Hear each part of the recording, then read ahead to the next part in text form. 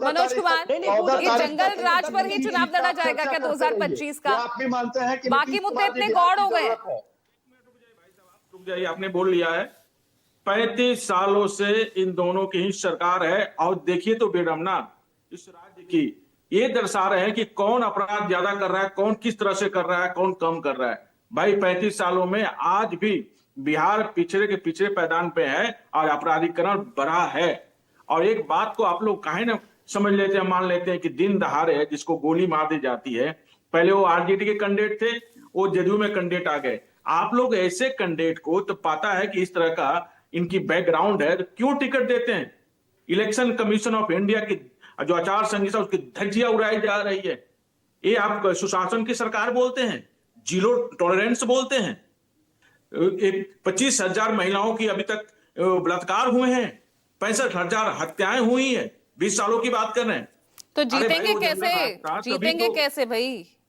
असली मकसद तो जीतना है ना, चुनाव जीतना है, वो क्षेत्र जीतना है। जितना है तो वही तो कह रहे हैं ना, इनको सत्ता लोलुपता है, इनको जनता से कोई मतलब नहीं है। कोई मर रहा है तो मरे, कोई तकलीफ में है तो तकलीफ में है। और अब जो डेटा की हम लोग जो बात कर रहे हैं, पूजा जी एक बात और स्पष्ट सबको बता दूं, उस पर रिसर्च कीजिएगा। जो एनसीआरबी के डेटा सब लोग यहाँ पे कोट कर रहे हैं, लेकिन एनसीआरबी के जो डेटा है वो डेटा वही उठाता है जहां पुलिस स्टेशन से है। और आज भी सुदूर गांवों में बहुत सी घटनाएं घटती है जिसका रिकॉर्ड पुलिस स्टेशन में नहीं जाता है। और जो आरजेडी के भाई बोल रहे थे कि हमारे अपराध कम था, उसमें उतनी लोगों की जागरूकता नहीं थी, इसलिए वो रिकॉर्डेड नहीं है। तो इसको किसी भी तरीके से बिहार के पक्ष में हम ये नहीं कह सकते हैं कि बिहार ऐसा प्रदेश हो गया जहां पे आराम से आप रह सकते हैं, ऐसा हम कह ही नहीं सकते। जो बिहार की जो स्थिति अभी देख रहे हैं आप, बिहार की स्थिति देख रहे हैं कि किसी भी राज्य में जाइए ये स्थिति नहीं है। क्यों लोग भाग रहे हैं? जो लोग बुद्धि के लोग, इंजीनियर्स हैं, डॉक्टर्स हैं, बड़े स्किल्ड वाले पर्सन क्यों बिहार में नहीं आना चाहते हैं? क्योंकि यहाँ पे अनपढ़ों का राज है मैडम, यहाँ पे अनपढ़ों का राज है। इनके देखिए, आप बिहार एक गरीब राज्य है ना, सब मानते हैं इस बात को। जिन पार्टियों के लिए आप बोल रहे हैं उन्हीं पार्टियों को स्थापित करने में, बिहार में और आगे बढ़ाने में आपका बहुत मुख्य हाथ रहा है प्रशांत किशोर का।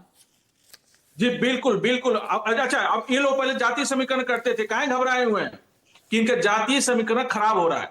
जन स्वराज आएगा, परसेंटेज वोट इनका लेके अपनी सरकार बनाएगा, अपने विधायक को जिताएगा। तो ये घबराए हुए कि हमारा जातीय समीकरण कहां गया? पहले इनका तो पूरा कंफर्म था कि जाति के इतने लोग, इस जाति के इतने लोग, उसको बांध दो आपस में। इनका कोई नीति ना है ना कोई सिद्धांत है, वो भी आके प्रवचन देते हैं यहाँ।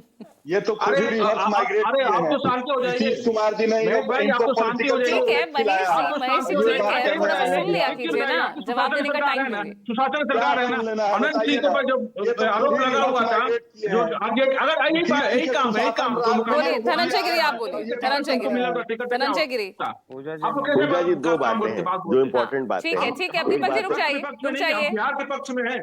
अब बिहार दीपक जी आपकी पार्टी का जितना स्टेचर, उससे ज्यादा मनोज जी रुक जाइए। मनोज जी ज्यादा समय दे बताइए, आपने 1 करोड़ एक मिनट मैडम पूजा जी, महेश जी एक बात बताइए, चाहे बीजेपी के प्रवक्ता धनंजय जी एक बात बताइए कि 1 करोड़ नौकरी आप देने का वादा कर रहे हैं, 20 सालों से आपकी सरकार थी, कितने लोगों को नौकरियां दी? पहली बात। दूसरी बात, 1 करोड़ जब नौकरी देगी, जिसकी बिहार की बजट 3,70,000 करोड़ रुपए की है, कैसे कैलकुलेशन कीजिएगा? इसका रोड मैप क्या है? जवाब दीजिए धनंजय गिरी। जिसका वित्त मंत्री अनपढ़। ठीक है, अब आप जवाब तो ले लीजिए मनोज जी, जवाब ले लीजिए। वित्त मंत्रालय दीजिएगा, इसकी अर्थव्यवस्था खराब नहीं हो तो अच्छा होगा। अरे भाई तो बोलिए धनंजय गिरी। पूजा जी दो महत्वपूर्ण सवाल तो हम पूछ रहे हैं।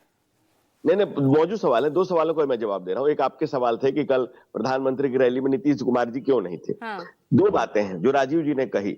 नीतीश कुमार जी इतना मेहनत कर रहे हैं, वो सबके सामने है। उस दिन जब मौसम खराब था, हमारे विरोधी दल के नेता जो युवा भी हैं, कहीं देखने में भी युवा लगते हैं, उम्र के हिसाब से भी युवा है, वो नहीं गए कहीं, उन्होंने वीसी की।